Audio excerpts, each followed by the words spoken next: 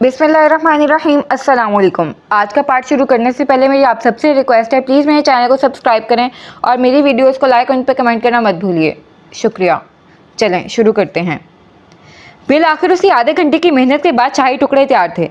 वो बहुत ही एहतियात से शाही टुकड़ों की ट्रे को पकड़े फ्रिज की जाने बढ़ी और उसने आहिस्ता से फ्रीज़र का दरवाज़ा खोलकर बहुत ही एहतियात के साथ ट्रे को अंदर रख दिया। ट्रे अंदर रखने के बाद वो सामने पड़ी अपनी ईजाद को देखकर मुस्कुराई। एक दिन तुम सब मेरे रेस्टोरेंट की स्पेशलिटीज़ में आओगे। मुस्कुराकर कहने के बाद उसने फ्रीज़र का दरवाज़ा बंद कर दिया। वो जैसे ही मुड़ी, सिमाब हाथ में फ़ोन थामे उसके पीछे खड़ी थी। उफ अंजला बाजी, अब इस किचन को समेटेगा कौन? गुस्ताखी माफ़। इस बकेड़े की किस्मत में मलका आलिया बनाम कमाल महल सिमाब ज़हीर साहिबा के हाथों का शर्फ लिखा हुआ है। अब अगर आपकी तिब्बत पे गिरा ना गुजरे तो रास्ता दे दें, हम अपने कमरे में जाकर आराम फरमा लें। अंजला ने इसको घूर कर कहा।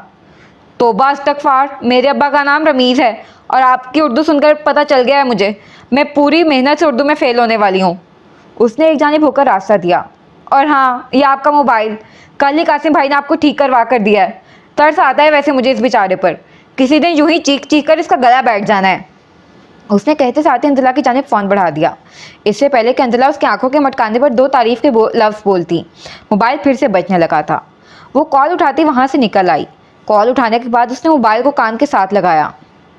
अंजला, यू बीप बीप। अंजला के चेहरे पर एक बार फिर से शैतानी मुस्कुराहट दर आई। क्या? आवाज़ नहीं आ रही, क्या कह रहे हो? अच्छा, दरवाज़ा खोलूं? तुम मुझे लेने आ रहे हो? उसने सोफे पर बैठते हुए टांगे लंबी करते मेज़ पर रख दी। मैंने सिर्फ मजाक किया था। दूसरी जानिब से उसकी बेबस आवाज़ उभरी थी। वाह, तुम करो तो मजाक, हम करें तो ब्रेकअप। उसने एक बाजू अपने सर के पीछे रख लिया। तुम्हें कैसे पता हमारा ब्रेकअप हो गया है? वो हैरानी के ज़रिए से चीख उठा था। स्टेटस देखा है, बेचारी काफ़ी दुखी लग रही थी। वो क्या गाना था भला? अंजला ने याद करने की अदाकारी की। हाँ, याद आया, सानू साड़ा चंद मोड़ दे।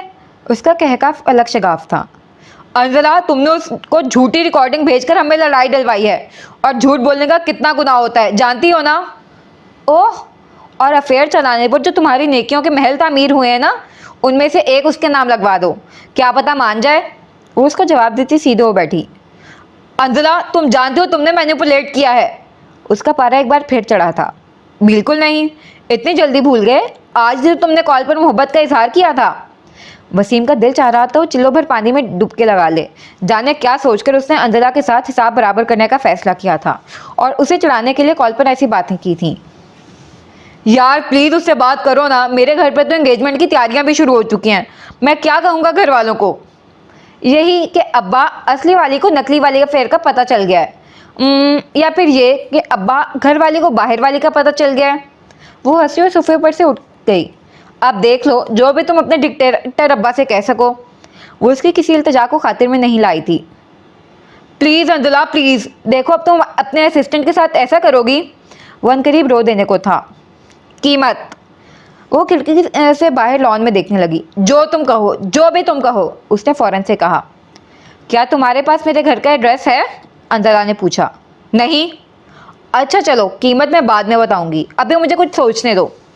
जैसे ही अंजला ने फ़ोन बंद करते हुए मुड़ी थी, उसने लारेब को ऐन अपने पीछे खड़ा पाया था। किससे बात कर रही थी? किसी से नहीं, तुम बताओ खैरियत। अंजला कहती हुए लाउंज के सिटिंग एरिया की जानिब चली आई और अपना मोबाइल मेज़ पर रखने के बाद सामने पड़े सोफे पर बैठ गई।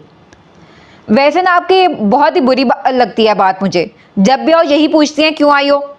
उसने मुंह बनाया। फ्रिज में पड़े हैं और रास्ता तो तुम्हें मालूम ही होगा। अंजला जानती थी अभी सिमाब जब वहाँ किताबें लेने गई होगी तो उसे ज़रूर बताकर आई होगी कि वो शाही टुकड़े बना रही है। जभी तो वो कुछ ही देर बाद आन पहुंची थी। लारे बिना शर्मिंदा हुए किचन की जानिब बढ़ गई। अंजला ने सोफे की पट से सर टेकते हुए आंखें बंद कर ली थी। वैसे आप दावत पर क्यों नहीं आई? कुछ ही लम्हों के बाद एक बार फिर से लारेब की आवाज़ उसके पास गूंजी थी। अंजला ने आंखें खोलकर उसकी जानिब देखा। वो एक प्लेट में शाही टुकड़े डाले उसकी जानिब चली आ रही थी और फिर से उसके पास वाले सोफे पर दराज हो गई। उसकी जांचती नजरों को महसूस करते हुए अंजला ने फौरन से पहलू बदलकर अपनी टांग को सीधा किया था, यूं कि अभी भी दर्द है। मेरे पाँव में मौच आ गई थी। अच्छा, लग तो ठीक रहा है। लारेब ने उसके पाँव को बगौर देखा। हाँ तो मौच आई थी, ठीक हो गई, अब क्या सारी उम्र लंगड़ा कर चलती रहती? वो बुरा ही मना गई। ये भी है, वैसे आपने मिस कर दिया। पता है कितना मज़ा आया। उफ, हारिफ भाई का सेंस ऑफ ह्यूमर मैं आपको बता नहीं सकती। वो ब्रेड के भरे चमचे को मुंह में रखते हुए कह रही थी। अच्छा हुआ नहीं बता सकती, वैसे भी मुझे हारिफ नामा सुनने में कोई दिलचस्पी नहीं है, उसने दो टोक अंदाज में कहा। अंजला बाजी, आपने महसूस किया है आप आजकल गर्म तवे की तरह रहने लगी हैं। इससे पहले अंजला उसे सेकती लारेब ने हाथ उठाकर माजरत कर ली। और तुम भी अब कुछ बड़ी हो जाओ, बचपन की तरह हारिफ के आगे पीछे घूमने की ज़रूरत नहीं है। क्यों क्यों नहीं है ज़रूरत? वैसे भी अम्मा को वो बहुत पसंद है, लारेब मज़े से बोली। शर्म करो कुछ, अपनी उम्र देखो और उसकी देखो। और ताई अम्मा को तो रहने ही दो, भले किसी में कितनी ही बुराई क्यों ना हो। बस अगर वो मुझे नहीं पसंद तो उसे उन्होंने सर आंखों पर बिठा कर रखना है। अंजला ने उसे झिड़का। अंजला की बात पर तो लारेब का शौक के मारे मुंह ही खुला रह गया। मैं भाई की हैसियत से कह रही थी, आप कितना गंदा सोचने लगी हैं, और इनमें कोई बुराई है भी नहीं जो अम्मा को बुरे लगते। बचपन की आदतें कभी नहीं जाती ना, अंजला ने अफसोस से कहा। तुम बस हारिफ की चमची ही रहना। मुझे उनकी चमची बनने में कोई अफसोस है भी नहीं, मेरे भाई हैं वो, मुझे तो जैसे पता ही नहीं। अंजला ने उसका मजाक उड़ाया। मैं अच्छे से जानती हूँ ये हारिफ की मोहब्बत नहीं, उसके तोहफे बोल रहे हैं, जो यकीनन तुम्हारे लिए लेकर आया होगा। लेकर क्या, मैंने खुद उनसे मंगवाए हैं, वो भी ढेर सारे। आपको पता है हर वीकेंड पर मैं एक नई चीज़ का नाम बताती थी उन्हें, और वो उसे लिस्ट में शामिल कर लेते थे। पहली बात तो क्या ही शर्मिंदा होना था, उसने उसे बड़ा कारनामा बताया। तुम उससे कांटेक्ट में थी? अब की बार अंजला का मुंह शौक के मारे खुला का खुला रह गया। और लैबी, तुमने मुझे बताने तक गवारा नहीं किया।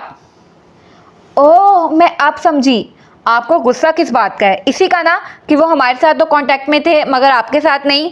वो एक पल को रुकी। क्या वो सच में आपके साथ कांटेक्ट में नहीं थे? वो चमचे का रुख अभी तक उसकी तरफ किए हुई थी।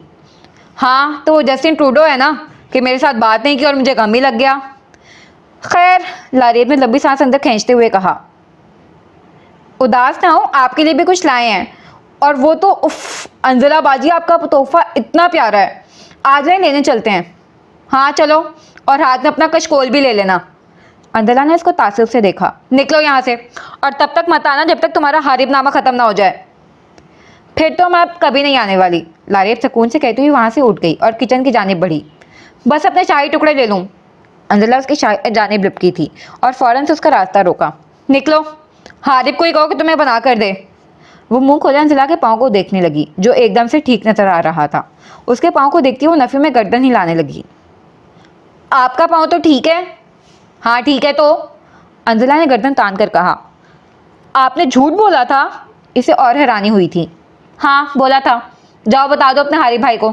नहीं रुको, मस्जिद में ऐलान करवा दो, तुम्हारे सभी रिश्तेदारों को एक साथ ही पता चल जाए। मगर यहाँ से निकलो, उसने बिना शर्मिंदा हुए कहा, बिना किसी खौफ के कहा। कोई बात नहीं, आज शाम को आपने आना ही है ना हमारे घर, देखेंगे तब अंजला बाजी, देखेंगे। वो गर्दन हिला हिलाकर उसे बाज रहने का कह रही थी। निकलो बेटा, शाम की शाम में देखेंगे। अंजला ने उसे हाथ से बाहर जाने का इशारा किया। आपको पता है, लारेब उसके करीब हुई, चाचू आपके साथ बिल्कुल ठीक करते हैं। कहने के साथ ही उसने बाहर की जानिब दौड़ लगा दी थी। अंजला को सदमा हुआ। वो हारिफ नामा छोड़ने के बजाय उसे छोड़ रही थी। लारेब को भी अफसोस हुआ था, क्या था जो शाही टुकड़े दे देती। तासुब से उसे जाता देखकर वो वापस पलट आई और अपने कमरे की जानिब बढ़ गई। कमरे में आकर उसने शीशे के सामने खड़े होकर खुद का जायजा लिया। इतने बुरे कपड़े तो नहीं पहने हुए थे, मगर फिर भी अलमारी की जानिब बढ़ गई। जल्दी से एक सी ग्रीन कलर की घुटनों तक आती फ्रॉक पहनकर उसने हल्का सा टचअप दिया। शीशे में देखते हुए शैतानी मुस्कुराहट ने एक बार फिर से उसके चेहरे का अहाता कर लिया। वहां से हटती वो नीचे किचन में आ गई और फ्रिज से एक शाही टुकड़ों का बाउल निकालकर उसने ट्रे में रखा और दराज में से बाउल को ढांपने के लिए कुछ ढूंढने लगी। ओहो खुदा रहम करे, क्या गुस्ताखी कर दी इन दराजों ने जो यूं पटक रही हैं। सिमाब किचन में से उठता शोर देखकर वहां पहुंची थी। इसका ढक्कन किधर है? वो दराज में मुंह दिए ही बोली थी। सिमाब ने बड़ी सहूलत से सामने पड़ी शेल्फ पर से ढक्कन उठाकर अंजला के सामने कर दिया। अंजला ने पहले उसे हैरानी से देखा और फिर जल्दी से पकड़कर उसे ढांपने लगी। खैरियत है, इतनी जल्दी में क्यों है? एक तो ये घर कम और तफ्तीशी मरकज ज़्यादा लगता है। वो पहले लारेब और अब सिमाब के सवालात पर चढ़ गई थी। बस अभी आ रही हूँ, बताना मत किसी को, वो कहकर आगे बढ़ गई। सिमाब ने भी समझने वाले अंदाज में गर्दन हिला दी। चुगली ना मारना। दरवाजे के पास पहुंचकर उसने एक बार पीठ तंबीह की थी और फिर शाही टुकड़ों की ट्रे थामे साथ वाले घर चली आई थी। मुलाजिम ने उसे देखते ही दरवाज़ा खोल दिया। वो घर के अंदरूनी हिस्से की जानिब बढ़ने लगी। महमूद अंकल घर पर हैं? उसने साथ चलते मुलाजिम से पूछा। जी नहीं, उनको तो तकरीबन 2 घंटे से ज़ायद का वक्त हो गया है, वो कहीं गए हुए हैं। अंजला चलते चलते रुक गई। तो घर में कोई भी नहीं है? है ना हारिफ साहब। अंजला की खामोशी देखकर उसने खुद ही पूछा, क्या उन्हें बुला दूं? वो इस बात में गर्दन हिला गई। मुलाजिम अंदर की जाने बढ़ गया तो वो वहीं रुककर इंतजार करने लगी। उसने पास पड़ी कुर्सियों पर बैठने की बजाय मेज पर शाही टुकड़ों की ट्रे को रख दिया और खुद एक जानिब कतार में लगे फूलों की जानिब आ गई।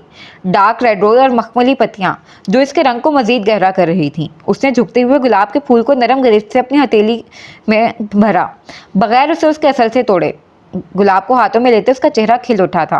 उसने आंखें बंद करते हुए अपना गाल उसे मिस किया। उसके नरम और ठंडी तासीर पर उसके लब मुस्कुरा उठे। मखमली पत्तियां और उनसे उभरती खुशबू उसको अपने जेर असर लिए हुए थी। मुलाजिम ने उसे अंदर अंजला के आने की आमद की इत्तला दी थी और ये भी बताया कि वो बाहर खड़ी उसका इंतजार कर रही है। तुमने उसे बताया नहीं मैं घर पर ही हूँ? उसे गुमान हुआ कि वो खाली घर के सबब महज मुलाजमों की मौजूदगी से शायद अंदर ना आई हो। हाँ जी बताया था। तो तुमने उसे अंदर आने के लिए नहीं कहा? कहा था, मगर उन्होंने कहा आपको ही बाहर बुला दूं। मुलाजिम की बात पर उससे हैरानी हुई। वो उसकी बात सुनता हुआ वहां से उठता बाहर की जानिब चला आया। घर के अंदरूनी हिस्से से निकलकर जैसे ही उसने कदम लॉन में रखे थे उसे वो नजर आ गई। वो आहिस्ता से धीमी चाल चलता उसके पास आ गया। वो इस वक्त सब भुलाए लाल रंग की घुटनों तक आती फ्रॉक से तन किए हुए फूलों के साथ शरारत करने में मसरूफ थी। वो बड़े सुकून से उसे आवाज दिए बिना खामोश खड़ा वहां देखने लगा जहाँ खूबसूरती हमरंग हो रही थी। वो पहले गुलाब के फूलों पर अपने गाल मिस करती और फिर खिलाकर हंस पड़ती, यूं जैसे वो इस कुर्रा अर्ज पर नहीं कहीं बहिश्त में हो। उसकी खिलखिलाहट, उसकी हंसी की जल तरंग कुर्रा अर्ज पर खड़े होने वालों सी नहीं थी, बल्कि बादलों पर पांव धरने वालों जैसी थी। बादलों के पीछे छुपे सूरज ने शरारत करते हुए अपने किरणों की तपिश का जोर उसकी आंखों की पुतलियों पर बढ़ाया तो उसने बदमजा होकर उन्हें सुकेड़ा और एक आखिरी बार अपने हाथ में पकड़े गुलाब की खुशबू को उसने अपने अंदर उतारा। और फिर जैसे ही कुछ देर फितरत के जेर असर रहने के बाद वो पलटी थी, उसने हारिब को अपना मुंतजिर पाया। वो भी पास खड़ा उसे मुस्कुराता हुआ देखकर खुद भी मुस्कुरा रहा था। वो थोड़ी शर्मिंदा हुई और उसकी मुस्कुराहट सिमटी। उसके तासुरात की तब्दीली देखकर वो भी संजीदा हो गया और उसके साथ चलने लगा। यहाँ क्यों खड़ी हो? अंदर आ जाती। नहीं, बस मैं अंकल के लिए ये लेकर आई थी। उसने ट्रे मेज पर से उठाते हुए उसके सामने की। ठीक है, अंकल के लिए ही लाई होगी, मगर अंदर तो आओ। उसने गर्दन को हरकत देते हुए अंदर चलने का इशारा किया। नहीं। अंजला की गिरफ्त ट्रे पर सख्त हुई। वो हैरान हुआ। क्यों? क्या यहीं खड़ी रहोगी धूप में? उसके इनकार पर हारिब ने कदरे नरमी से पूछा था। वो कुछ नहीं बोली। हारिब उसके चेहरे पर नजरें गाड़े हुए था। बदले में अंजला की आंखें जो जवाब दे गई थी वो किसी अजियत से कम नहीं था। उसे महसूस हुआ जैसे किसी ने उसे सरे मैदान बधिना करते हुए उस पर चाबुक की बरसात कर दी हो। उसने सांस ली। हाँ, उसकी आंखों में दर्ज बेयकीनी की मौजों में हिचकोले खाते वो जरूर सांस लेना भूल गया था। हारिब ने बेसाख्ता ही नफी में गर्दन हिलाई। उसे अंजला की बेयकीनी पर मलाल हुआ। तुम्हें उसने कुछ कहना चाहा मगर बोल नहीं पाया सिवाय एक बार सर झटक कर हंसने के। बिला इख्तियार उसने अपने दाएं हाथ को अपने लबों पर रखा। वो मुसलसल उसे देख रहा था। वो उसकी जानिब देखने से एतराज पड़ते हुए थी। बिलाखिर वो हिम्मत जमा करके बोला, तुम्हें मुझ पर एतबार नहीं। वो अभी भी यकीनी की कैफियत में उसे देख रहा था। शायद वो कह दे कि वो गलत समझा है, मगर वो कुछ नहीं बोली। अजीब मजाक है। तुम्हें एतबार नहीं, वो भी मुझ पर? अच्छा मजाक है। उसने अपने सीने के बीच शहादत की उंगली रखते हुए जैसे उसे बावर करवाना चाहा कि मैं हूं जिसके मुतालिक तुम ये गुमान कर रही हो। उसके मुसलसल खामोशी जलती पर तेल छिड़कने का काम करने लगी थी। हारिब ने एक लंबा सांस लेते हुए खुद को पुरसकून करने की कोशिश की। तुम आखिर साबित क्या करना चाहती हो? उसके चेहरे के तासुरात एकदम सख्त हो गए, बावजूद इसके कि उसकी जिंदगी के पन्नों पर किस्मत ने कभी अंजला के साथ उसका सख्त होना लिखा ही नहीं था। मेरे ख्याल से मुझे जहाँ आना ही नहीं चाहिए था। वो भी सख्त लहजे में बोली। एक और वार था जो उसने किया था और एक और वार था जो उसके सामने खड़े शख्स ने सहा था। मतलब उसने उसे इस काबिल भी नहीं समझा कि मुरव्वत नभाकर कोई दलील, कोई वजाहत ही घड़ ली जाती। जी बिल्कुल ठीक लगता है आपको, और आइंदा के लिए मेरा मशवरा है कि आने से पहले अपने अंकल को कॉल करके आइएगा। क्या पता मैं कब क्या कर जाऊं। वो तुर्श लहजे में बोलते हुए आगे बढ़ने लगा, मगर फिर रुकते हुए उसने अंजला की जानिब देखा। उसकी नजरें दूर लॉन में बनी क्यारी में लगे फूलों पर टिकी हुई थीं। हारिब ने बेसाख्ता ही कदम उसकी जानिब लिए। वो फौरन से पीछे होते हुए उसकी जानिब मुतवज्जा हुई। तुम्हें सच में मैं इतना नीच लगता हूँ? मैं जिसके साथ तुम्हारा बचपन गुजरा है? वो ट्रे थामे ऐन उसकी आंखों में देख रही थी, जिसकी आंखों में रंज, गुस्सा, मलाल सब दिखाई दे रहा था। इससे पहले वो उसके साथ कोई नरमी का मामला करती, उसने फौरन से नजरें उसके चेहरे से फेर लीं। बचपन नहीं, महज कुछ सानिए, कुछ सातें। वो सफाके से तस्वीर कर गई। कुछ ही सही, मगर क्या उन सातों में एक भी सात ऐसी ना आई जो तुम्हारे दिल में मौजूद बदगुमानी के सामने बंद बांधकर मेरे वजूद को इस कदर मैला होने से बचा लेती? उसकी बात, उसके लहजे की आंच एक बार फिर अंजला को रुख फेर कर उसकी जानिब देखने पर मजबूर कर गई थी। उसकी तकलीफ उसे तमानियत ही दिला रही थी, मगर उसके दर्द का मदावा भी उसके इख्तियार में नहीं था। वो मायूसी से उसे देख रही थी और वो बिना किसी जज्बाती वाबस्तगी के उन आंखों में कुछ ढूंढने की तगोदो कर रही थी। अरे बच्चों, इतनी गर्मी में क्यों खड़े हो? महमूद साहब उनके पास पहुंचे तो उन दोनों को यूं धूप में खड़ा देखकर उन्होंने फिक्रमंदी से पूछा। उन दोनों की नजरों ने एक दूसरे को आजाद किया था। पास पहुंचकर महमूद साहब ने अंजला के सर पर प्यार दिया। आप घर पर नहीं थे और इनको मुझ पर एतबार नहीं था, उसने अंजला के चेहरे की जानिब देखते ही कहा। खैर, अब आप आ गए हैं तो अपने मेहमान को देखें, मुझे किसी काम से बाहर जाना है। वो जाते जाते रुका। और हाँ, इनके पाँव का भी पूछ लीजिएगा, कहीं चोट वोट ही ना लग गई हो। वो तंजिया अंदाज में कहता बाहर की जानिब बढ़ गया। वो आई तो इसीलिए थी कि बातों बातों में ये बता सके कि उसका पाँव काफ़ी बेहतर है, बजाय रात की दावत पर एकदम शर्मिंदा होने के। मगर ऐसा भी नहीं सोचा था कि यूं ही लारेब से पहले कोई और ही उसका भांडा फोड़ देगा। वैसे वो इस कदर मुंह पर था तो नहीं। छोड़ो तुम उसे, ऐसे ही जलता भुनता रहता है। आ जाओ, हम दोनों मिलकर ये खाते हैं, महमूद साहब ने उसके गिर्द अपने बाजू फैलाते हुए कहा। वो दोनों मुस्कुराते हुए घर के अंदरूनी हिस्से की जानिब बढ़ गए। वो घर से खासा जल भुनकर निकला था और अपना जोर महज वो गाड़ी के दरवाजे पर ही निकाल सकता था। पता नहीं मैं भी क्या सोचकर उसे बात करना शुरू कर देता हूँ। वो चाबी घुमाते हुए खुद से बड़बड़ाया। मैं ही पागल हूँ जो फजूल में हर बार बेइज्जत होने पहुंच जाता हूँ। ओहो, क्या जान लोगे बेचारी की। वो अपनी सीट बेल्ट के साथ उलझ रहा था जब कासिम बाएं जानिब का डोर खोलकर अंदर बैठ गया। हारिद ने सती हुई नजरों से उसकी जानिब देखा। हाँ, आ जाओ, जो थोड़ा बहुत दिमाग उसने छोड़ दिया वो तुम खा लो। वैसे भी तुम लोगों के होते हुए दिमाग रखना बेवकूफ़ी है, उसने भुना कर कहा। क्या हो गया है, किसे लड़कर आ रहे हो? वैसे एक बात बताऊं, मुझे मगज़ बहुत पसंद है, कासिम ने उसके पास होते हुए राजदारी से कहा। ये तुम्हें बताने की ज़रूरत नहीं थी, तुम्हारी हरकतें ही काफ़ी हैं इस बात पर मोहर जब्त करने के लिए कि तुम्हें सिर्फ मगज़ खाने से गर्ज है। हैरानी मुझे इस बात पर है कि इतना मगज़ खाने के बाद भी तुम लोगों का ऊपर वाला पोर्शन खाली रहता है। वो आज हकीकत में ही जल गया था। ओहो, इस कदर जुबान निश्तर। खुदा खैर, किसने ये गुस्ताखी कर दी? उसकी बात के बरक्स उसके लब मुस्कुरा रहे थे। है एक जज्बात से आ रही औरत, उसने गाड़ी आगे बढ़ा दी। वो अलग बात है अगर कासिम को पता चल जाता कि उसने औरत अंजला के लिए बोला है तो वो अभी के अभी से दो दो हाथ कर लेता। खैर, तुम बताओ। कुछ नहीं, बस ये समझ लो मेरे एहसान उतारने का वक्त आ गया है, बाचन ने एक शांत बेनियाजी से कहा। वो जो तुमने कभी किए ही नहीं, या वो जो तुम कभी करोगे ही नहीं? हारिद ने भी तुर्की व तुर्की जवाब दिया। भाई, आखिर किसने तुम्हारी लगामें खींच दी जो यूं टकरे मार रहे हो? अपना काम बोलो, ठग से जवाब आया। यूं के काम की बात करो और निकलो यहाँ से। काम बताऊंगा, लेकिन ये बता दूं कि तुम्हें करना ही पड़ेगा मेरा काम, क्योंकि मेरा काम सिर्फ तुम और अंजला ही कर सकते हो। वो अपना फ़ोन स्टीरियो से लिंक करता उस पर गाना ढूंढने लगा। शाबाश, अगर कोई कसर रह गई थी तो कासिम ने उसकी दुखती रग पर पाँव रखकर पूरी कर दी थी। ओहो, हेलो, अपनी इस खुशफहमी की लाश को इसी वक्त दफना दो, मैं और तुम्हारी उस कज़न के साथ। मेरी तरफ से तुम ना ही समझो। आखिर में वो इस्तेज़ाइया हंसा कि मैं और ये काम, आपकी खुशफहमी पर हम कुर्बान। देखते हैं, कासिम ने दिल में कहा और फिर साथ ही स्टूडियो पर प्ले का बटन दबा दिया। अब अगला सीन। वो आज बड़े दिल से तैयार हुई थी। उसने काली रंग की घुटनों को छूती फ्रॉक पहन रखी थी और उसके साथ बहुत सादा सा खुस्सा। शीशे में खुद को देखते हुए भले कुछ ही लम्हों के लिए माजी की झलक आंखों के सामने आई थी। उसने आज वही फ्रॉक पहनी थी जो वो चंद साल पहले रुहेल की बर्थडे पार्टी पर पहन कर गई थी, और तैयार भी बिल्कुल उसी अंदाज से हुई थी। एक पल को सारा मंजर आंखों के सामने लहराया। उसने एक लंबी सांस लेते हुए सामने पड़े लाइनर को उठा लिया और फिर बारी बारी करके दोनों आंखों पर लगाया। लाइनर लगाने के बाद उसने खुद को सराहती नज़रों से देखा और फिर खुद ही खुद पर सदकेवारी हुई थी। कंधों तक आते बालों को उसने हाथ से ही फैलाया था और फिर मोबाइल उठाती बाहर की जानिब बढ़ गई। गोया आज बहुत मज़ा आने वाला था। वो अपने माँ बाप के साथ लुकमान साहब के घर आ गई।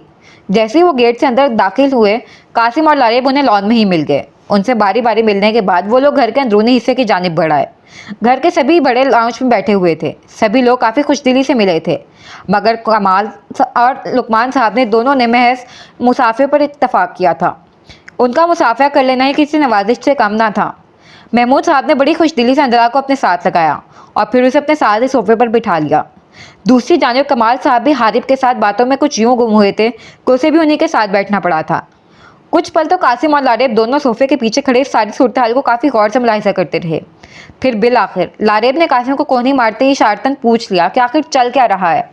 कासिम ने भी उसे आंखें घुमाकर फौरन से दाल में कुछ काला होने का सिग्नल दिया था और फिर उसे लॉन की तरफ चलने का इशारा करते हुए बाहर की जानिब निकल गया। मगर लारेब तो फिर लारेब थी, मौके की बात मौके पर ही पूछ लेने की रवादार, या फिर आदत से मजबूर। अंजला बाजी, बात सुनिएगा। इंतहाई मौदवाना गुजारिश। अंजला को कुछ खटका। ये अपने छोटे दिमाग में ज़रूर कुछ बड़ा पका रही है, ना ही जाना तुम। अंजला ने खुद ही दिमाग में दोहराया और इसकी बात को बिल्कुल ही नज़रअंदाज करते हुए वहीं बैठी रही। अंजला बाजी। अब की बार वो सोफे के पीछे से निकलती अंजला के सामने ही आकर खड़ी हो गई। अंजला ने घूरा, मगर बेसूद। वो उसे अपने साथ लिए बगैर वहाँ से हिलने वाली नहीं थी। अंजला ने बवक्त मुस्कुराते हुए बारी बारी सबको देखा और फिर नाचार उठ खड़ी हुई। बिल आखिर अंजला को अपने साथ ले ही आई थी। कासिम को यूं उसका लारेब के साथ आता देख मुस्कुराए बिना नहीं रह सका था। आइए आइए जनाब। उसने अपनी हंसी को छुपाते हुए अंजला की कुर्सी पीछे की जानिब सरकाकर उसे जगा दी थी। ये तुमने आज क्या हरकत की है? मेरी माँ को क्यों तंग करती हो तुम? उसने मसनूई खफगी लिया अंजला से पूछा। यूं तो आप दोनों की शादी नहीं हो पाएगी, लारेब ने तशवीश से कहा। फिर एकदम से बोली जैसे बड़ी कोई जरखेज सोच आई हो। एक सेकंड, कहीं आप ये जानबूझकर तो नहीं कर रही? उसने तासुब से अंजला को देखा।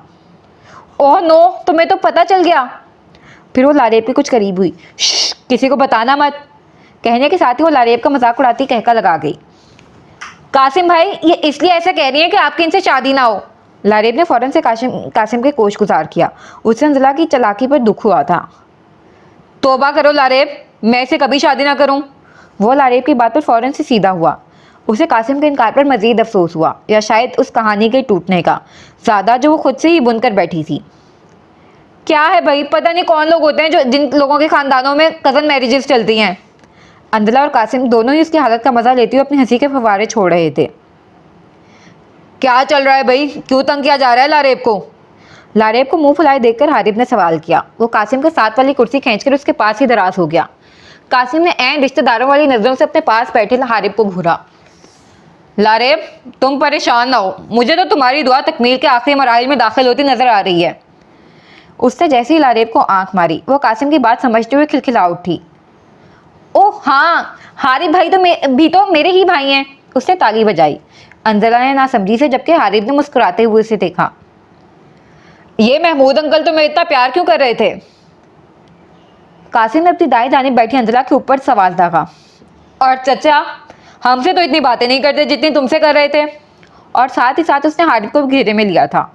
अंजला ने उसके दिमाग की रफ्तार को पहुंच गई थी जब भी मुसलहतन खामोशी रही, मगर हारिब वो नहीं पहुंच पाया था जब भी तो सवाल कर बैठा। हाँ तो? उसने यहाँ सवाल किया था और वहाँ अंजला ने उसकी सोच पर मातम। उसके अपने पाँव का तो पता नहीं, मगर मेरे पाँव को कुल्हाड़ी छोड़कर कटवा कर ही रहेगा। उसने अंजला ने दिल में सोचा। लो, गई भैंस पानी में। कब खुद कलामी को आवाज़ मिल गई थी तब पता चला जब कासिम की दबी दबी हंसी उसे सुनाई थी। हारिब अभी तक दो टोक सवाल के दो टोक जवाब का मुंतज़िर था। हाँ तो? कासिम ने मज़ा लेते हुए उसका सवाल दोहराया। तो भाई, शहनाई की तूतनी पर ही औरों की औलाद पर माँ बाप को प्यार आता है। कासिम और लारेब दोनों खुद के ही चुटकुलों से लुत्फ़अंदोज़ हो रहे थे। कासिम ने गला साफ किया। हु नोज़, महमूद अंकल इसे अपनी बहू और चचा तुम्हें अपना दामाद बनाने की फ्लाइट पकड़ चुके हों। कासिम ने बड़ी अदा से अपना सर घुमाते हुए पहले अंजला और फिर हारिब की जानिब देखा। बिला सारी अंजला की नजरें हारिब की जानिब उठी थीं। वो भी उसी को देख रहा था। कुछ ही लम्हे थे, मगर किसी के लिए मुकम्मल थे। तुम कुछ भी फजूल बोलोगे ना, बोलने से पहले सोचोगे नहीं ना? वो इस पर भड़क उठी। ना, किसी अक्लमंद ने कहा है, बंदा सोचे पे आ ते गया। वो भी बिना उसका असर लिए बोली थी। हाँ हाँ, सो फनी।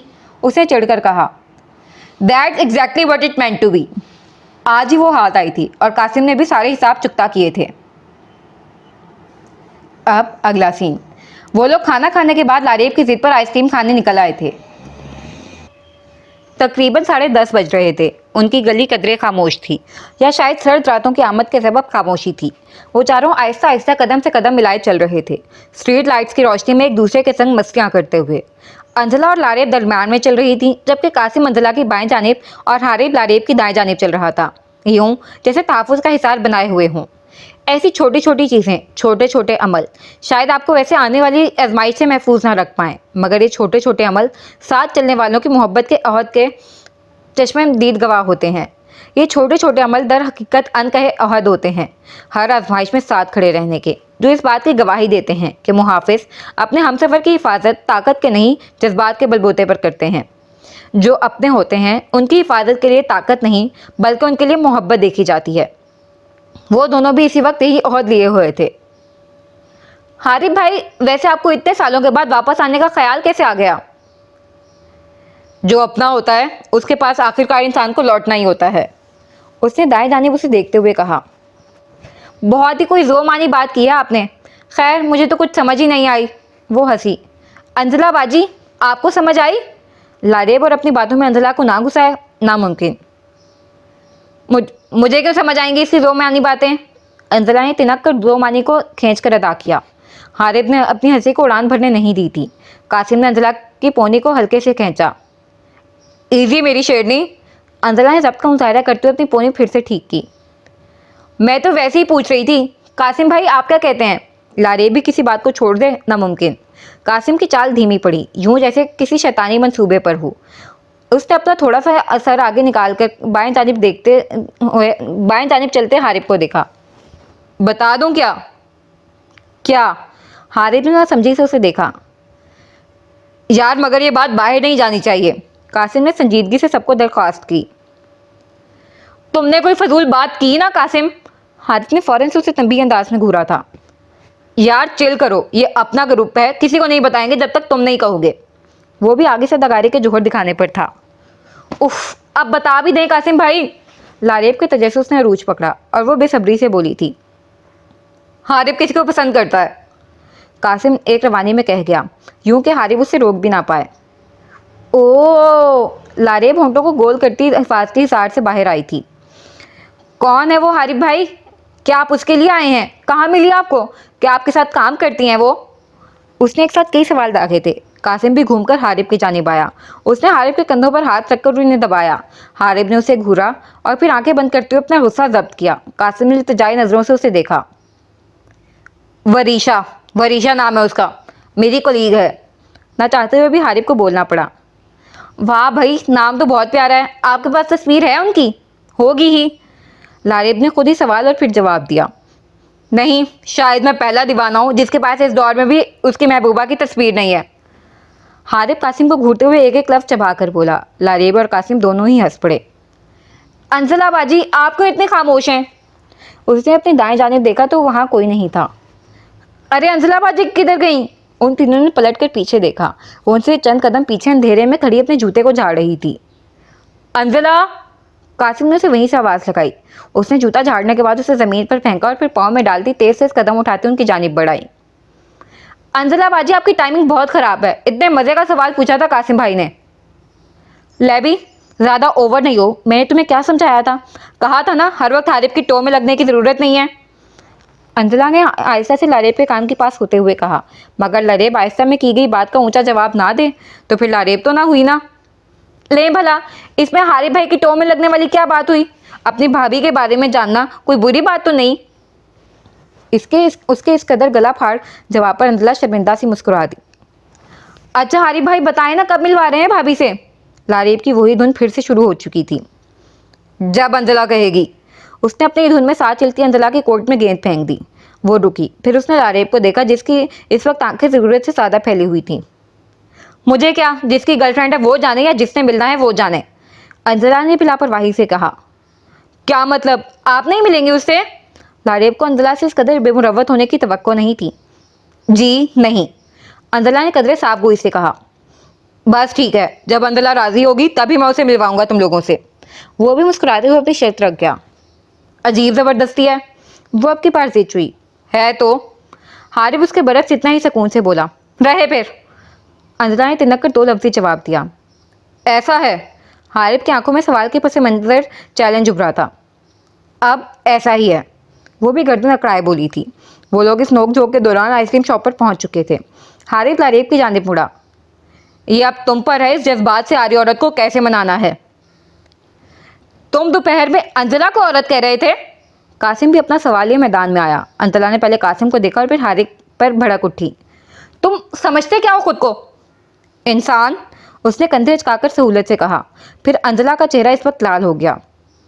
आइसक्रीम कौन सी? हारिब ने बामुश्किल अपनी हंसी को रोकते हुए अंजला से पूछा। Tutti frutti. अंजला ने मुंह के बिगड़े जावियों को बिना सीधा किए ही उसे जवाब इनायत किया था। हारिब अपने सीने पर हाथ रख के थोड़ा सा झुका था। बहुत खूब। और फिर वो दुकान की जानिब बढ़ गया। झूठ बोल रही है ये, कासिम ने उसे पीछे से आवाज़ लगाई। जानता हूँ, उसने भी बिना पलटे हाथ उठाए वहीं से जवाब दिया। बदतमीज़। अंजला का बोलना था कि कासिम और लारेब की इतनी देर से रुकी हंसी की चहचहाहट पूरी गली में गूंज उठी थी। वो कुछ लम्हे उनको घूरती रही और वो हंसते रहे। बिल आखिर लारेब को हारिब की बात याद आई। वो अपनी हंसी को रोकते अंजला के गिर्द हुई। अंजला बाजी। इससे पहले लारेब फिर से शुरू होती, अंजला लारेब की बात को बीच में ही काटती कासिम की जानिब घूमी।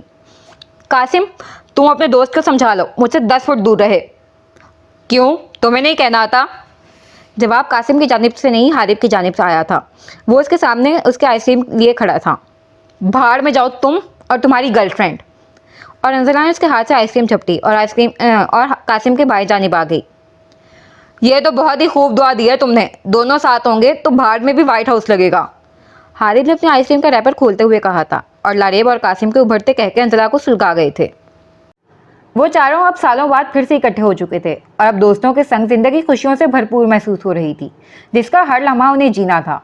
बचपन के दोस्तों के संग पांव जमीन पर कहाँ टिका करते हैं। उन चारों का आज फिर एक साथ डिनर करने का प्लान तरतीब पाया था। अंजला और हारिब के लिए तो घर से निकलना मुश्किल नहीं था, मगर असल मुश्किल तो कासिम और लारेब के लिए थी, जिनके सर पर माँ की चावला की चप्पल की तलवार हमेशा लटकती रहती थी। और फिर अंजला की मौजूदगी तो मजीद सख्तियाँ उनके सर पर ला खड़ा करती थी। इसी सूरत हाल के तनाजुर में उन दोनों का माँ से बचना एक खासा मुश्किल मरहला था। कासिम ने भी अपनी ही साइंस लड़ाई थी। अपने रूम से निकलकर वो सीढ़ियों के सिरे पर आया। लारेब सामने ही सोफे पर बैठी रिसाले में मुंह दिए हुए थी। कासिम ने आहिस्ता से गला खनकाट कर साफ किया। लारेब ने उसकी जानिब देखा। उसने इशारतन माँ का पूछा। लारेब किचन की जानिब इशारा करती वापस से रिसाला अपने मुंह के सामने कर गई। कासिम ने एक गहरा सांस लिया और फिर खिलाफे मामूल धप धप करता सीढ़ियों से उतरकर नीचे आया। उसकी चाल की सख्ती और समिया बेगम भी किचन से बाहर आ गईं। एक घोड़ों की तरह क्या धक धक करते जा रहे हो? कहाँ जा रहे हो? सोफे पर बैठी लारेब ने हाथ में पकड़े रिसाले का कोना मोड़कर कासिम को देखा। मैं हारिब से मिलने जा रहा हूँ। उसने बड़े आराम से वहीं खड़े रहकर उन्हें जवाब दिया। समिया बेगम ने उसे जांचती नज़रों से देखा। अगर वो अंजला से मिलने जा रहा होता तो किसी सूरत यूँ धप-धप करता ना आता और ना ही इतने तहमुल से रुककर उनकी बात सुन रहा होता। लारेब ने पकड़े जाने के डर से अपना निचला होंठ दांतों में दबाया था। अगर जो अम्मा को एक बार पता चल जाता तो उफ, अम्मा की चावला की चप्पल सोचकर उसे झुरझुरी हुई। मगर अभी तो डिनर का वक्त है, इस वक्त क्या काम है तुम्हें उससे? उनके तफ्तीशी लहजे में लचक पैदा हुई। मुझे तो कोई काम नहीं है उससे, उसकी कॉल आई थी, कह रहा था कुछ काम है। कासिम के जवाब पर आगे जिरा ना हुई तो वो समझ गया कि खुलासी हो गई है। वो दरवाजे की जानिब बढ़ा ही था जब पीछे से लारेब उसे आवाज़ लगा गई। कासिम भाई, मैं भी आ जाऊं? इंतहाई मुअद्दबाना अंदाज में उसने कहा। तुम क्या करोगी? वो जिद छुआ। मैं महमूद अंकल से मिल लूंगी, कितने अच्छे हैं वो आंखें मटकाए बोली थी। अच्छा आ जाओ, मगर हमारी टो में नहीं लगोगी। कासिम ने हाथ उठाकर तंबीह की। लारेब ने सूरज से हाँ में सर हिलाया और साथ में माँ को आंख मारती कि बेफिक्र रहें, मैं पूरी नज़र रखूंगी। चलो मैं खाना बाहर ही रख दूंगी, आकर तुम लोग खा लेना, समिया बेगम ने जाता देखकर कहा। लारेब और कासिम दोनों ने एक दूसरे की जानिब देखा। अब इतने बेमुरव्वत लगते तो नहीं है हारिब भाई कि डिनर के वक्त खाने का भी ना पूछें। उसने कासिम की जानिब देखा। कासिम ने भी फौरन से हाँ में हाँ मिलाई।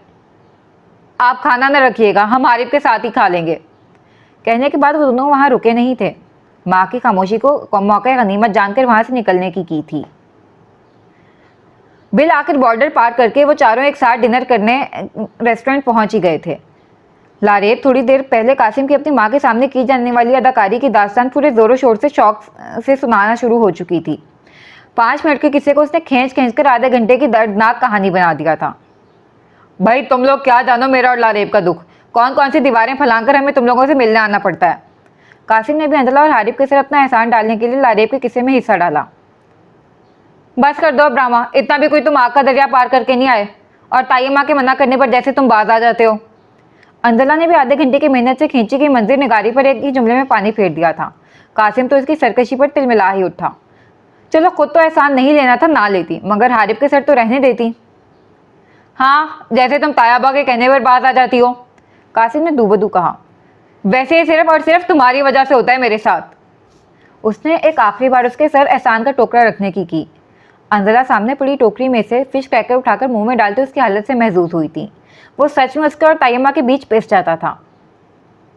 क्यों? अंजला की वजह से क्यों? हारिब ने बड़ी दिलचस्पी से बड़ा गलत सवाल कर दिया। अंजला की मुस्कुराहट सिमटी और वो पहलू बदल कर रह गई। हमेशा की तरह लारेब ने उसके इल्म में इजाफे करने को ही अपना फर्ज समझा। अम्मा को लगता है अंजला बाजी कासिम भाई में इंटरेस्टेड हैं, या शायद ये दोनों ही एक दूसरे में इंटरेस्टेड हैं, और कल को ये उनकी बहू बनकर उनके बेटे को उनसे छीन लेंगी। यू नो, देसी मॉम्स मेंटालिटी। अंजला उसका हाथ पकड़ती रहेगी, मगर लारेब उससे पहले ही रवानी में बिना सांस लिए अपनी बात मुकम्मल कर चुकी थी। अंजला ने उसे घूरा। लारेब ने कंधे उठा दिए। क्या ऐसा ही है ना कासिम भाई? लारेब को लगा अंजला उसकी बात पर शक होने की सूरत में घूर रही है, जिस पर मोहर जब्त करने के लिए उसने कासिम की गवाही मांगी थी। कासिम लारेब की बेवकूफ़ियों पर मुसलसल हंसता चला गया। लारेब तो थी ही फटा ढोल। उसे खामोश रहने करवाने का मतलब था अपनी मजीद बातों की इश्तिहारी करना। उसने अपना रुख लारेब की जानिब से फेरते हुए सामने की जानिब किया। उसकी नज़रें हारिब से टकराईं और वो गड़बड़ाई। हारिब उसी की जानिब देख रहा था, यूं जैसे जो बातें मंजर आम पर आ गई हैं उनसे छुपे राजों को भी जान लेने की कोशिश कर रहा हो। वैसे सच पूछें, मेरी भी बड़ी उम्मीदें थी इनसे। लारेब ने एक बार फिर से अपनी उम्मीद टूटने पर दुख का इजहार किया। अंजला जो उसके बोल लेने के बाद कुछ देर खामोश रहने पर सुकून में आई ही थी, उसके अगले जुमले पर तो उसका सबर ही जवाब दे गया। लारेब, अंजला ने उसे घूरते हुए मजीद कुछ कहने से रोका। अब अगर तुमने कोई फजूल बात की ना तो आइंदा कहीं अपने साथ नहीं लेकर जाऊंगी। अंजला ने माओ की तरह उसे डपटा था। लारेब अंजला की बात पर मुंह बसूर कर रह गई। इससे पहले वो लारेब के खामोश होने पर शुक्र अदा करती। सामने बैठे हारिब ने लारेब का साथ देने की। इसमें लारेब का क्या कसूर? अगर मैं सच कहूँ तो कोई भी हो इनकी फ्रैंकनेस देखकर यही समझता। हारिब ने बड़े इत्मीनान से कहने के बाद अंजला की जानिब देखा। उसे अंजला की नज़रों में मलाल दिखाई दिया था। मगर क्यों? किस चीज़ का? उसने तो एक आम तबसरा ही किया था जैसे लारेब ने किया था। इसका मतलब है तुम्हें भी यही लगता है? अंजला ने भी खुद को पटरी से उतरने नहीं दिया था और वो भी मुस्कुराई थी, बिल्कुल उसी इत्मीनान उसी रिटाई से जिससे हारिब मुस्कुराया था। हाँ, वो जूस के गिलास को अंगूठे और दरमियानी उंगली से थामते हुए कह रहा था। अगर मैं कुछ बातों से वाकिफ ना होता, उसने मुबहिम अंदाज में कहा। मुस्कुराहट अभी भी उसके चेहरे का अहाता किए हुए थी। वो बज़ाहिर बड़े आम से अंदाज में कह रहा था, मगर नामहसूस अंदाज में अंजला के चेहरे के उतार चढ़ाव भी बाखूबी देख रहा था। अंजला का चेहरा उसकी बातों पर गुस्से की ज्यादती से लाल होने लगा था। देखा, हारिब भाई को भी ऐसा ही लगता है। अब तो 2 वोट हो गए। लारेब हारिब की बात पर चहक उठी। क्या बकवास कर रहे हो जबकि तुम अच्छे से जानते हो? कासिम ने पास बैठे हारिब के बाजू पर मुक्का रसीद करते हुए आंखों ही आंखों में उसे अपनी कियास राई से बात रहने का कहा। क्या कुछ ऐसा है जो आप दोनों हमसे छुपा रहे हैं? लारेब ने उनकी राजदारी पर खफा हुई। अंजला बाजी, ये कुछ छुपा रहे हैं। अंजला उसकी बात को नजरअंदाज करती एकदम ही अपनी सीट से उठ खड़ी हुई। क्या हुआ? हारिब के सिवा बाकी सबने एक साथ पूछा था। कुछ नहीं, जब तक ऑर्डर नहीं आता मैं ताज़ा हवा लेने जा रही हूँ। जाओ लारेब, तुम भी साथ चली जाओ, कासिम ने कहा। किस खुशी में? मैं वहाँ फ्रेश होने जा रही हूँ, ना कि इसके सवालात के जवाब देकर अपना मजीद मूड ख़राब करने। आप बैठें, जब ऑर्डर आए बुला लीजिएगा। अपने लहजे को हत्तुल इम्कान नॉर्मल रखते हुए उसने बात मुकम्मल की और फिर वहाँ से चली गई। खैर, अब इतने भी सवाल नहीं करती मैं। लारेब बददिली से सोफे पर वापस बैठ गई। कासिम और हारिब दोनों ही इसकी सूरत हाल पर हंसने लगे थे। वो लोग इस वक्त शहर के एक नामवर होटल में आए हुए थे। इस होटल के ग्राउंड और फर्स्ट फ्लोर पर ठहराव के लिए कमरे बनाए गए थे और सेकंड फ्लोर पर होटलिंग के लिए सीटिंग अरेंजमेंट किया गया था। अंजला लिफ्ट लेने की बजाय पार्किंग एरिया में आ गई और वहाँ से गाड़ियों के लिए बनाई गई ढलान से उतरती हुई वो ग्राउंड फ्लोर पर रेस्टोरेंट के पिछले हिस्से में निकल आई थी। इमारत से बाहर निकलते ही उसका इस्तकबाल चांदनी और ठंडी हवा ने किया। बिला इख्तियार उसने चलते चलते अपने बाजू अपने गिर्द लपेटे। होटल की इमारत को अपने पीछे छोड़ती घास पर आहिस्ता से चलती हुई वो एक मसनूई झील के पास आकर रुक गई। झील के पास पहुंचकर उसने गर्दन घुमाकर सर को कदरे ऊंचा किया अपने पिछले जानिब देखा। रेस्टोरेंट थोड़ा पीछे रह चुका था। जहाँ से वो आ गई थी वहाँ रंगीनियाँ ही रंगीनियाँ थीं।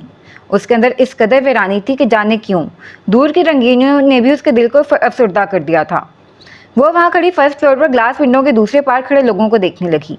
वो सब अपनी अपनी मौज में झूम रहे थे। कुछ हाथों में मशरूब के गिलास थामे उस जगह को हसरत से देख रहे थे जहाँ इस वक्त वो खड़ी उन्हें हसरत से देख रही थी। गो के हर कोई हसरत ज़दा था। उसे यकीन था यहाँ लोग खाने से ज़्यादा इस मंदिर से लुत्फ़अंदोज़ होने आते होंगे। वो वापस से गर्दन घुमाकर सामने देखने लगी। इस वक्त चांद की मीठी रोशनी और अंधेरे के इम्तजाज से लाल गुलाब भी स्याही माइल गुलाब का मंजर पेश करने लगा था। जाने क्यों यूं ही उसकी आंखें भर आईं, कहीं अंदर उदासी ने उसके दिल को भींचा था। वाय नादानी आके दीवानगी दिल का ये नादां, चाहता है कि इस वीराने को कोई बसेरा बनाए। फिजा जावेद। क्या हो गया अंजला, आजकल तुम कुछ ज़्यादा ही हसास हो रही हो। उससे खुद से कहते ही खुद को पुरसकून करना चाहा। ठीक है, क्या हो गया है? यूं बात बात पर तुम्हारी आंखें क्यों छलकने लगती हैं? उसने अपनी शहादत की उंगली के कोने से बड़ी एहतियात से दाएं आंख के कोने से फिसलने की तगोदो करते हुए एक नन्हे कतरे को अपनी पूर से चुना, यूं जैसे इस नन्हे कतरे की एक हल्की सी चुगली पानी से भरी आंखों को बागी कर देंगी।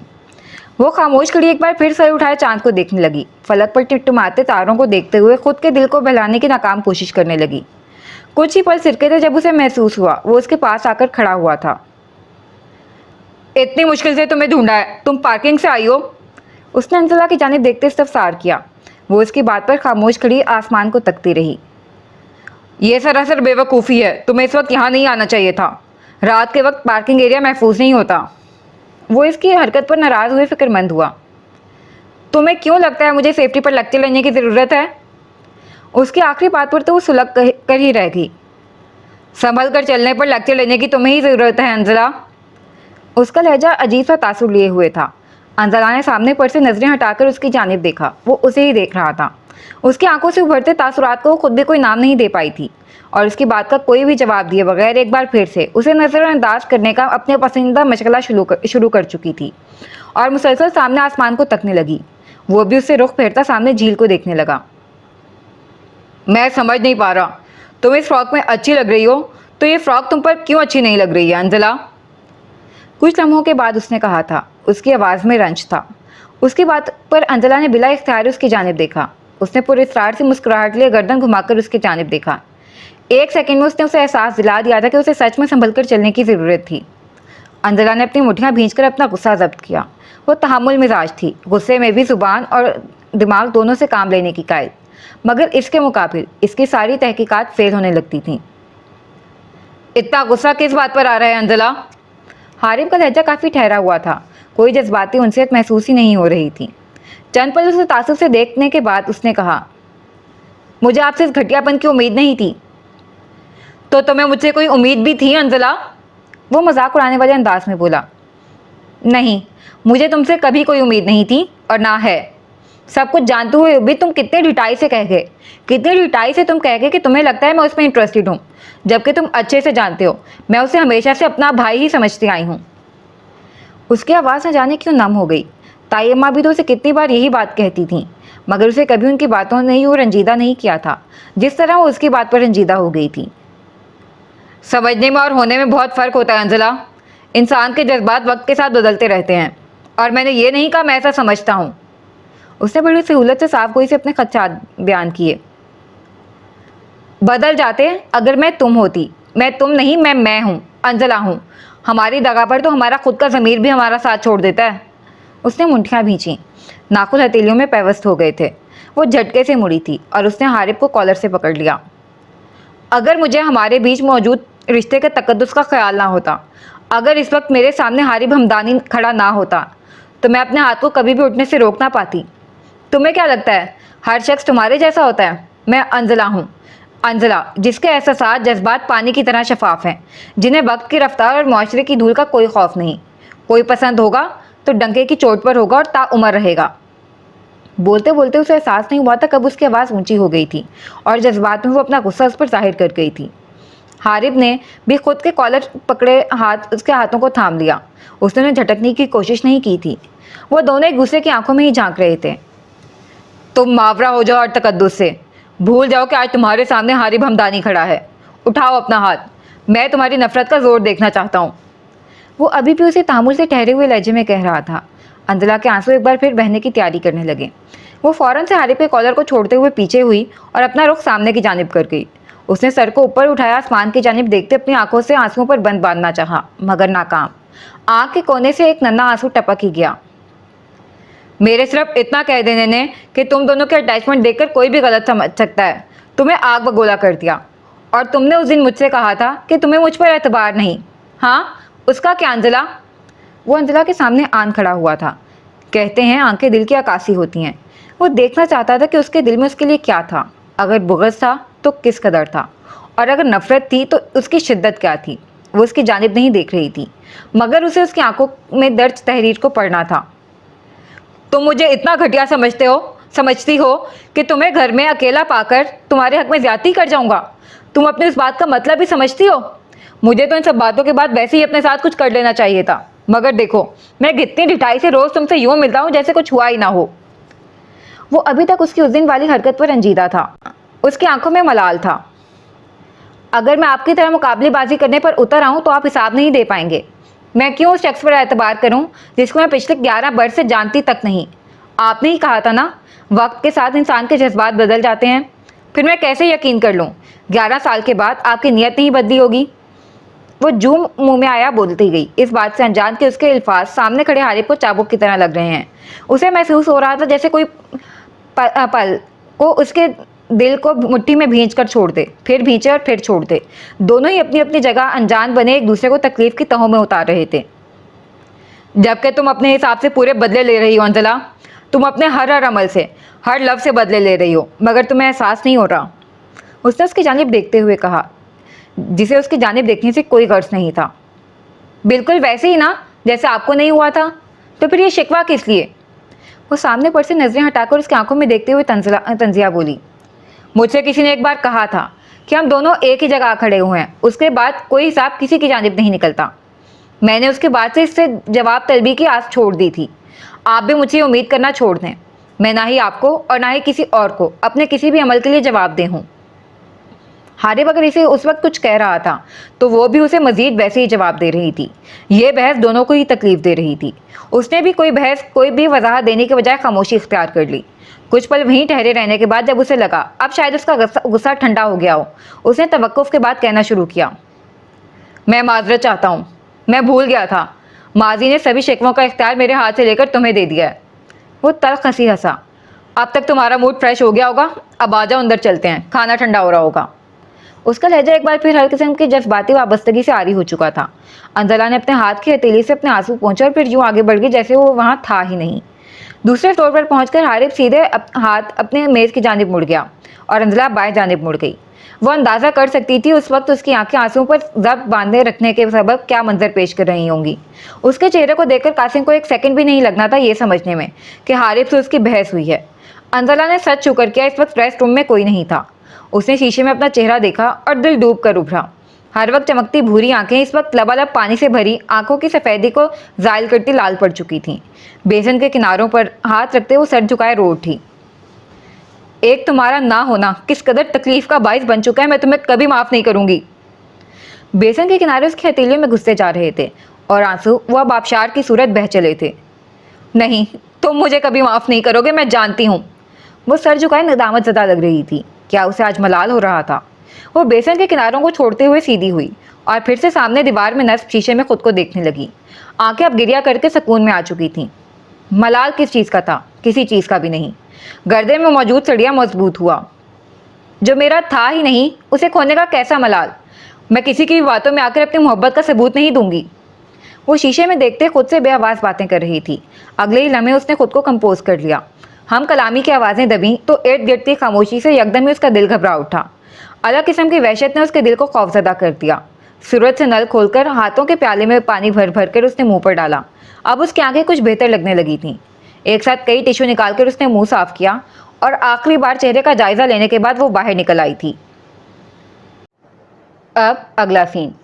अंजला का आज अली के साथ घूमना और वक्त गुजारने का प्लान था। अंजला और अली की उम्र में कुछ खास फर्क नहीं था। शायद यही वजह थी कि उनमें खासी बेतकल्लुफ़ी थी। अभी उसकी अली से मुलाकात 2 साल बाद हो रही थी। वो कुछ अरसा पहले ही अपना थीसिस करके पाकिस्तान लौटा था और ऐसा मुमकिन नहीं था कि वो अंजला से मिलने ना आता। अभी ताज़ा लारेब की चाय करने के बाद वो घर से निकलकर गाड़ी की जानिब बढ़ रहे थे जब अंजला ने घर से निकलते ही कन अखियों से साथ वाले घर के सामने खड़े 2 नफूस को देखे। वो बिना किसी बात के अली की जानिब देखकर हंस दी, यूं जैसे उसने बड़े ही पाए का चटकला छोड़ा हो। कोई और होता तो शायद हैरान होता, मगर उसने जिंदगी का एक खास हिस्सा अंजला की जेर तरबियत गुजारा था। जेर तरबियत क्या, जबरदस्ती की उस्तानी थी जो उसकी बन बैठी थी। वो भी बिना बात उसकी हंसी के जवाब में हंस दिया और फिर आगे बढ़कर उसकी जानिब का दरवाज़ा खोला। Beautiful lady. अंजला बैठने के बजाय एक हाथ दरवाजे पर रखे दूसरा मुंह पर रखे हंसती चली गई। अब की बात कोई खास हंसने वाली नहीं थी, मगर फिर भी उसे बहुत खूबसूरत और बहुत ज़्यादा हंसना था। उसे दिखावा करना था कि उसे लोगों की मौजूदगी और गैर मौजूदगी से कोई फ़र्क नहीं पड़ता। उसे लोगों को तजस्सुस में मारना था। कट। बहुत आला शॉट दिया लिया आपने। अली ने दोनों नफूसों को अपनी जानिब कदरे हैरान कुन तासुरात लिए बढ़ता देख अंजला के करीब होकर आहिस्तगी से कहा। अंजला ने उसकी जानिब देखा। उसकी आंखें से उसे आने वालों का बता रही थीं। वो पूरे दिल से हंसी। अंजला। कासिम की आवाज़ पर वो दोनों उसकी जानिब मुतवज्जे हुए। कासिम मुस्कुराता हुआ उसके पास आया, जबकि हारिब वही चेहरे पर अजली संजीदगी मगर गहरी नजरें लिए उन दोनों को देखने लगा। अली ने बड़े पुरजोश अंदाज में कासिम से मुसाफे के लिए हाथ बढ़ाया। बदले में कासिम ने भी उतनी ही मजबूती से हाथ थामा था।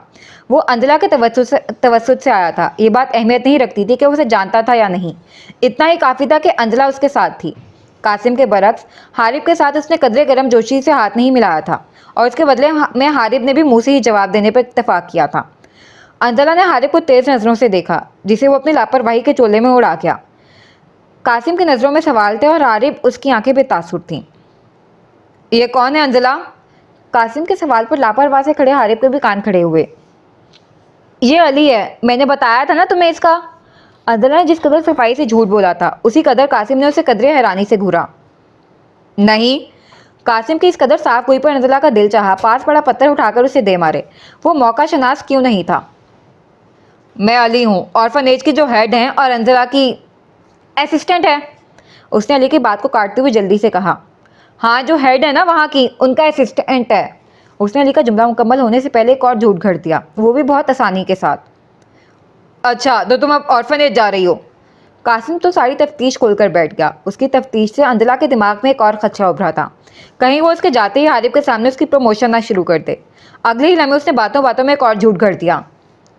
हाँ, वो पहले यूनिवर्सिटी की वजह से मैंने एक ऑर्फनेज के प्रोजेक्ट पर काम किया था ना, उसी की वजह से जाना पड़ रहा है, वरना तुम्हें तो पता है मुझे इस तरह के काम कितने बोरिंग लगते हैं। उसने कदरे बेजारियत लिए कहा। कासिम तो उसकी अदाकारी पर अशश और उसके झूठों पर इस्तगफार करता नहीं थक रहा था। उसकी आंखें जिस कदर तेजी से बाहर आई थी, अंजला की तंबीह करती घूरियों पर उसी रफ्तार से वापस अंदर चली गईं। चलो, खुदा हाफिज, कासिम ने कहा और वो आगे बढ़ी। आपको भी अल्लाह हाफिज, हारिब ने कदरे चबाकर अली से कहा था और गाड़ी में बैठते अंजला ने रुककर हारिब को देखा। इतनी देर में वो पहली बार बोला था और बोला भी तो ये। अंजला ने तासुब भरी निगाहों से उसे देखा। बदले में वो सीने पर हाथ रखे उसके दांत वसूल कर गया। कासिम के कहके ने बेसाख्ता उड़ान भरी और अली उसको कुछ खास ये बात पसंद नहीं आई थी। वो दोनों गाड़ी में बैठकर चले गए। तुम्हारी कज़न कितना झूठ बोलती है। गाड़ी को नज़रों से ओझल होता देख हारिब ने बड़ी सहूलत से कहा। क्या मतलब? वो जानता था वो किस बारे में बात कर रहा है, मगर फिर वो अंजला के ख़ानदान से तो ना हुआ जो एक ही बार में मान जाए। ये दोस्ती एक ऑर्फनेज के हेड के असिस्टेंट के साथ होने के लिए कुछ ज़्यादा नहीं थी, और फिर हेड भी इस प्रोजेक्ट की जिसमें आपको कोई ख़ास दिलचस्पी ना हो। उसकी इस कदर गहरी नज़रों पर कासिम के लबों पर मुस्कुराहट आई। अगर उसकी बहन झूठों की सरदार थी तो उसका दोस्त भी जेम्स बॉन्ड का जानशीन था। ये सवाल तुम खुद क्यों नहीं पूछ लेते उससे? यकीन जानो उसकी कम्युनिकेशन स्किल्स बहुत अच्छी हैं। उसका मुलाहिजा तो मैं भी कुछ देर पहले फरमा ही चुका हूँ। पूरी गुफ्तगू का 99% हिस्सा वो लपेट कर गई है। और तुम्हारे ख्याल में 1% में वो कौन सा सच बता गई है? उस शख्स का नाम, उसने पुर यकीन लहजे में कहा। और तुम्हें इस बात का कैसे यकीन है कि उसने तुम्हें उसका सही नाम बताया है? वो पैंट की जेबों में हाथ अड़से उसकी काबी नज़रों को लिताड़ रहा था। मुझे नहीं, तुम्हें, हारिब ने तस्दीक की। उस शख्स का नाम बताते हुए उसकी आंखों में वो चमक नहीं थी जो बाकी के झूठ बोलते हुए थी। हारिब की बात पर वो एक बार फिर से बेसाख्ता कहका लगा गया था। वो सही कह रहा था। वो झूठ बोलकर हारिब को चिढ़ा गई थी। हारिब ने घूरकर कासिम को देखा। उसने मुंह पर जिप लगाई। Are you sure? झूठ बोलने पर आंखों में चमक ही होती है, चेहरे पर ढिठाई नहीं। कासिम ने उसे छेड़ा। तुम्हारी बहन की आंखों में चमक ही होती है, उसके लिए झूठ भी एक अचीवमेंट है, और अगर मेरे साथ बोले फिर तो माउंट एवरेस्ट पर झंडा लगाने के मुतरादिफ है। वैसे तुम किस खुशी में उसे अपनी माइक्रोस्कोपिक नज़रों के हिसार में लिए हुए हो? उसके अंदर का भाई जागा। अपनी कज़न देखी है तुमने? वो इस्तेज़ाइया हंसा। वो अभी यही कहती है। कासिम ने अपनी हंसी जब्त की। हारब की भवें सुकड़ी थीं। तुमने शक्ल देखी है अपने दोस्त की? कहते साथ ही उसने दिल खोलकर कहका लगाया था। तुम्हारी कज़न से किसी सीधी बात की तवक्को की भी नहीं जा सकती, उसने भुना कर कहा। ये क्या तुम्हारी कज़न लगा रखा है? बचपन के दोस्त हैं, अंजला कहो उसे। कासिम उसकी बेतनाई पर बिगड़ गया। मुझे आप माफ़ ही रखिए, मुझे कुछ खास शौक नहीं मरासिम बढ़ाने का। वो कहकर कासिम के मुंह पर गेट बंद करता अपने घर के अंदर गुम हो गया। अब अगला सीन। वो दोनों अपनी तरफ से बेहतरीन अदाकारी करके वहां से निकल आए थे। अब गाड़ी में यूं फखरिया सर लिए बैठे थे जैसे कुछ ही देर में उनके नाम ऑस्कर अवार्ड के लिए पुकारे जाने हों। अंजला गाड़ी में बैठी अपने शीशे से बाहर की सड़क के किनारे पीछे छूटते दरख्तों को देख रही थी। बड़ा ही एरोगेंट है वैसे, माना हैंडसम है, पर इसका ये मतलब तो नहीं बंदा मगरूर ही हो जाए। अली ने स्टेयरिंग घुमाते हुए बिल आखिर अपने अंदर की भड़ास निकाली। कौन? अंजला ने शीशा खोलते हुए अपना मुंह बाहर निकालकर उसे हवाओं के रहम पर छोड़ दिया और अब आंखें बंद किए हवा का लम्स अपने चेहरे पर महसूस करने लगी थी। वही हारिब, हमने कितनी बातें की, उसने एक बार भी कुछ नहीं कहा। बंदा पहली बार मिलता है, हाल चाल ही पूछ लेता है, मगर वो यूं खड़ा था जैसे हमने ज़बरदस्ती खड़ा कर रखा हो। और तो और कहता खुदा हाफिज। अली की बात सुनते ही उसने सूरज से अपना सर गाड़ी के अंदर किया। शुक्र शुक्र, किसी की तो सोच मुझसे मिलती है, वरना कासिम को तो पता नहीं उसमें क्या दिखाई देता है। और एक सेकंड, हैंडसम किधर से है वो? बस थोड़ी सी रंगत साफ है, हाइट अच्छी है, गहरी आंखें हैं, ड्रेसिंग अच्छी की हुई थी, बस। इसका मतलब ये थोड़ी है कि वो हैंडसम हो गया है। उसने हारिब की शख्सियत का नक्शा खींचने के बाद अली की अकल पर अफसोस किया। अली ने उसकी बात पर बड़ा मुश्किल अपनी हंसी जब्त की थी। हाँ बिल्कुल, खुद शक्ल होने का मतलब ये थोड़ी ना होता कि सामने वाले को हैंडसम ही कह दो। आई एम सॉरी, मेरी लुगत ज़रा ख़राब है, मैं खुद शक्ल होने के साथ हैंडसम बोल गया। अली ने बड़ी मुश्किल से अपनी हंसी को दबाया, अपनी बात मुकम्मल की थी। वो उसकी माजरत कबूल करती एक बार फिर से गाड़ी की विंडो से मुंह बाहर निकाल चुकी थी। अब अगला सीन। कासिम अभी सोकर उठा था, मगर अभी तक उसने बेड से नीचे उतरने की सहमत नहीं की थी। वैसी अधखुली आंखों से उसने मोबाइल उठाया और खोलकर देखने लगा। जब धड़ाम की आवाज़ खोलकर लारियब अंदर आई थी। उसकी शक्ल बता रही थी कि वो बाहर कुछ मनहूस देखकर आई है। कासिम ने भवें अचकाकर पूछा, क्या? अंदाजा करें इतनी सुबह सुबह कौन आया है? अब ये ना कहना नौरीन आई है, कासिम ने मजाक उड़ाने वाले अंदाज में कहा, मगर जल्दी लारियब के चेहरे पर उभरने वाले तासुरात ने उसे उठकर बैठने पर मजबूर कर दिया। कह दो ये झूठ है। लारियब ने नफी में गर्दन हिलाई। वैसे आपको कैसे पता चला वो आई है? मैसेज किया था उसने मुझे, वो गुस्से से बोला, मगर लारियब की हैरानी पर उसने जल्दी वजाहत की। पागल हो, मुझे क्यों बताएगी? वो तो माँ पिछले कुछ दिनों से अपनी भतीजी की तारीफों के पुल बांध रही थी। हाय, मैं तभी क्यों ना समझा। वो अपना सर हाथों पर गिराए अफसोस करने लगा। भाई मुझे लगता है पानी आपके सर से गुजर गया है, बल्कि सर से क्या गुजर गया, अब आप समझे कि आप डूब गए हैं। खुद को तैयार कर लें, अम्मा इस बार आपको उसके पल्ले बांध रही हैं। रवानी में बोलने के बाद उसने कासिम के चेहरे को देखा, जो गुस्से से बैल की तरह नतने फुलाए उसे देख रहा था। मेरा मतलब उसको आपके पल्ले। लारियब ने अपने जुमले की फ़ौरन तस्हीह की। यार लैबी, अब मुझे भी ऐसा ही लग रहा है। बस फिर आप ज़रा उससे बच कर रहिएगा, खाम का फ्री होने ना बैठ जाइएगा। आपको पता है ना, उसको उंगली पकड़ा तो वो सीधा बंदे को जप्फी डाल देती है। उसने फिक्रमंदाना लहजे में अपने भाई को तंबीह की। मगर तुम्हें तो कज़न मैरिजेस बहुत पसंद है ना? कासिम ने अपनी हंसी जब्त करते हुए कहा। हाँ, अगर आप अंजला बाजी से शादी करें तब। उसकी बात पर कासिम ने हंसते उसके सर पर चपत लगाए, जिस पर वो फिर से शेरनी बनी थी। भाई, वो मस्कीन सी आवाज़ में बोली। उसकी बात की नोयत समझते ही कासिम झट से बेड से उठकर वॉशरूम की जानिब बढ़ गया। अल्लाह, इतनी अच्छी तो है अंजला बाजी, वो किसी बच्चे की तरह जिद से लहजे में बोली थी। अब क्या मैं हर अच्छे बंदे से शादी करने बैठ जाऊं? पागल इंसान, ये नॉवेल कम पढ़ा करो। वो चला गया तो लारियब पीछे को बेड पर गिर गई। या अल्लाह, ख़ानदान में किसी की तो कहानी चलवा दें। दुआ के साथ साथ वो अपने दिमाग में दवा की भी सोच दौड़ाने लगी थी।